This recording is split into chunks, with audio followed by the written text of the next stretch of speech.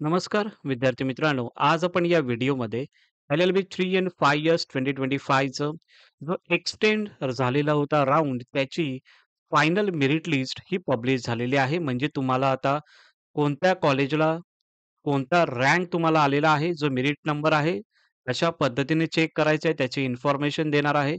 त्यानंतर ज्या कॉलेजमध्ये तुम्हाला कोणत्या डेटला ॲडमिशनसाठी जायचं आहे, हे सुद्धा इन्फॉर्मेशन या व्हिडिओमध्ये सांगणार आहे.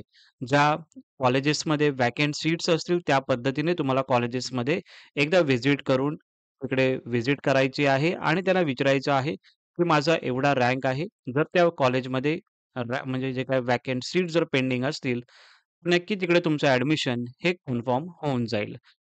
कशा पद्धतीने चेक करायचं आहे त्याचीच माहिती तुम्हाला या व्हिडिओमध्ये सांगत आहे. त्यासाठी पूर्ण व्हिडिओ बघा जेणेकरून सर्व डाउट्स तुमचे या व्हिडिओमधून क्लिअर होतील. आणि तुम्ही जर या चॅनलला नवीन असाल तर नक्की या चॅनलला सबस्क्राईब करा. बिकॉज अशाच पद्धतीचे व्हिडिओज हे तुमच्यापर्यंत मी घेऊन येत असतो. आणि जे इन्फॉर्मेशन अपडेट असतात त्याच आपण या चॅनल थ्रू देण्याचा प्रयत्न हा आपण करत असतो. आपण सी-ई-टीच्या वेबसाईटला आलो आहोत. सी-ई-टीच्या वेबसाईटला आल्याच्या नंतर ॲडमिशन पोर्टल AY2526 यावरती क्लिक करायचं आहे. जे विद्यार्थी एल-एल-बी 5 इयर्सचे स्टुडंट असतील त्यांनी एल-एल-बी 5 इयर्सला क्लिक करा.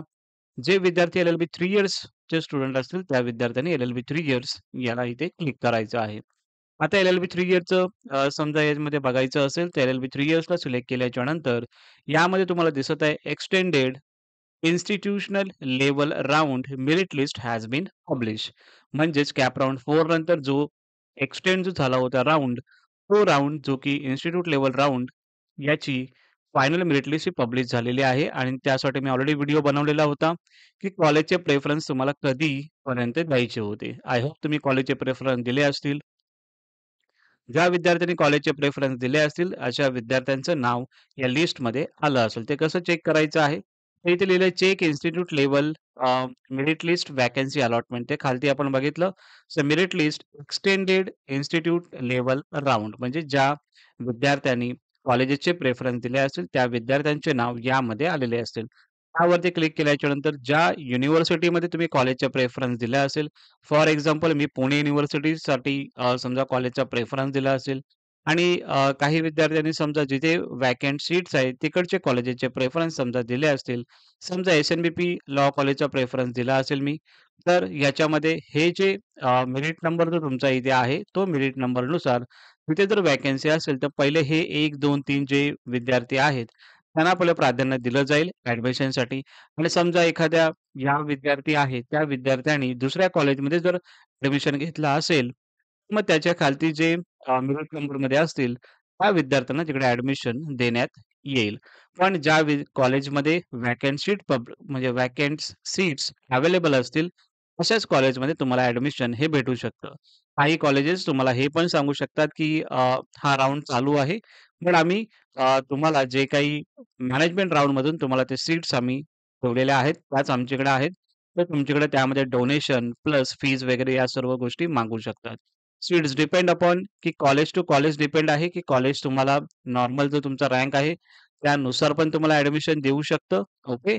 आणि गव्हर्नमेंट कॉलेजेसमध्ये नॉर्मली अशा पद्धतीने ॲडमिशन ज्याचं मेरिट नंबर चांगला आहे, पद्धतीने तिकडे ॲडमिशन दिलं जातं आणि प्रॉपरली तिकडे जास्त एक्स्ट्रा फीज घेत नाहीत. पण आता या कॉलेजेसमध्ये ज्या कॉलेजेसला तुम्ही प्रेफरन्स दिलेला आहात, त्या कॉलेजेसमध्ये व्हॅकंट सीट्स किती होता?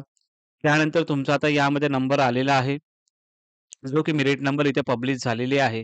सो याच्यामध्ये मग तुमचा नंबर किती येतोय त्याच्यामध्ये आणि किती नंबर आहे तुमचा मेरिट नंबर, तो तुम्हाला चेक करायचा आहे. ज्या विद्यार्थ्यांचा टॉप 10, टॉप 5 मध्ये असेल, त्या विद्यार्थ्यांनी नक्की कॉलेजेसला तिकडे व्हिजिट करणं गरजेचं आहे.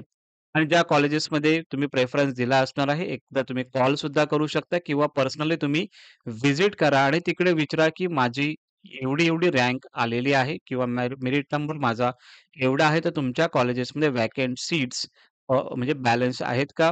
बिकॉज ॲडमिशन आम्हाला घ्यायचं होतं. सो त्यामध्ये तुम्हाला बोलतील, की जे काही इन्स्टिट्यूट लेव्हल राउंडमध्ये फक्त मॅनेजमेंटच्या सीट्स बाकी आहेत. काही कॉलेजेस तुम्हाला असं आन्सर देईल, की मॅनेजमेंट सीट्स बाकी आहेत, त्यामध्ये तुम्ही ॲडमिशन नक्की घेऊ शकता. मग त्यासाठी डोनेशन या सर्व गोष्टी तुम्हाला तिकडे प्रॉपरली विचारायच्या आहेत. काही कॉलेजेसमध्ये व्हॅकंट सीट जास्त असतील, तर तिकडे फक्त तुम्हाला फीज पे करून तुम्हाला ॲडमिशन तिकडे भेटून जाईल. आता खूप विद्यार्थ्यांचा प्रॉब्लेम असेल, की सर मग ॲडमिशनसाठी कधी जायचं आहे? ही जी लिस्ट आहे मी एक्सटेंडेडची ती तुम्हाला Telegram चॅनलला मी टाकून देईन. त्याचं टेन्शन घेऊ नका तुम्ही किंवा या व्हिडिओच्या डिस्क्रिप्शन बॉक्समध्ये सुद्धा तुम्हाला भेटून जाईल. ज्या विद्यार्थ्यांना कॉलेजमध्ये ॲडमिशनसाठी जायचं आहे, त्या विद्यार्थ्यांनी कधी जायचं आहे, कोणत्या डेटला जायचं आहे, ची एक टेंटेटिव्ह त्याची जी डेट आहे ती तुम्हाला सांगत आहे. पण ही जी डेट सांगत आहे मी ती फायनल डेट असणार आहे. त्यानंतर कोणतीही डेट एक्सटेंड होणार नाही. सो यामध्ये बघितलं एल-एल-बी 3 इयरचे स्टुडंट असतील किंवा एल-एल-बी 5 इयरचे स्टुडंट असतील. दोन्ही विद्यार्थ्यांसाठी कॉलेजचं प्रेफरन्स तुम्हाला द्यायचे होते. ही कालची डेट लास्ट होती.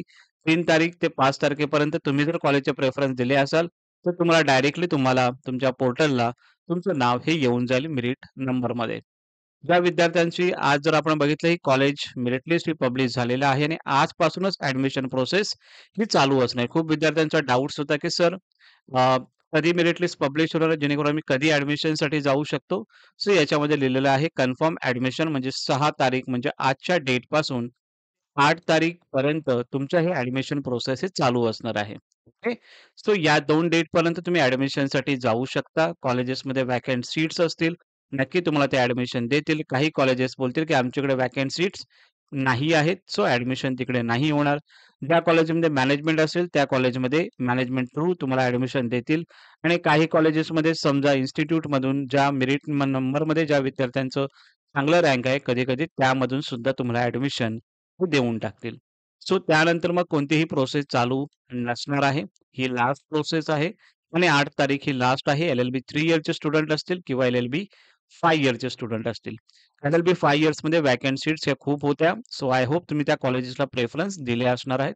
सो ज्या विद्यार्थ्यांना ॲडमिशनसाठी जायचं आहे, त्याने आपला रँक चेक करा.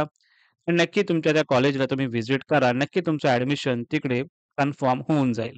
ओके. डॉक्युमेंट्स कोणते न्यायचे त्याची आय सेक्शनला व्हिडिओ असेल आणि व्हिडिओच्या डिस्क्रिप्शन बॉक्समध्ये सुद्धा ती व्हिडिओ मी टाकून देतो. कोणते डॉक्युमेंट्स लागणार आहेत त्याची सर्व डिटेल्स तुम्हाला त्या व्हिडिओ थ्रू तुम्हाला समजेल. Okay. Thank you so much. तुम्हाला जर हा व्हिडिओ आवडला असेल, तर नक्की या चॅनलला लाईक करा, शेअर करा आणि हा तुमचा चॅनल आहे, तर डेफिनिटली याला सबस्क्राईब करा. Thank you so much.